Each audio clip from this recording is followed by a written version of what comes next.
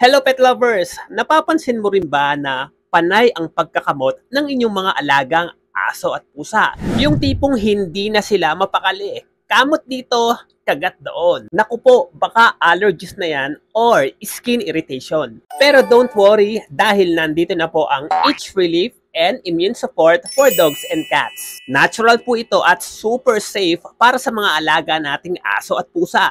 Meron itong Echinacea extract at elderberry extract na kung saan tumutulong itong magpataas ng immunity ng ating mga fur babies. Meron din itong pumpkin seeds na kung saan good ito na source of fiber, healthy fats at essential minerals like zinc, iron at magnesium. Meron din itong milk thistle na nagpo-protect against liver damage. Meron din itong olive leaf na nagsisilbing antioxidant, antimicrobial at anti-inflammatory na kung saan tumutulong itong mag-support ng kanilang immune system, combat infection at reduce inflammation. Para naman sa healthy skin and shiny coaty for babies, meron din itong vitamin C, A at E. Kaya naman kung pagod ka na, sawa ka na at awang-awa ka na rin kay fur babies sa walang tigil na kakakamot, bakit hindi niyo subukan itong Itch Relief and Immune Support for Dogs and Cats? Pero disclaimer lamang po, ito po ay all natural and no approved therapeutic claims.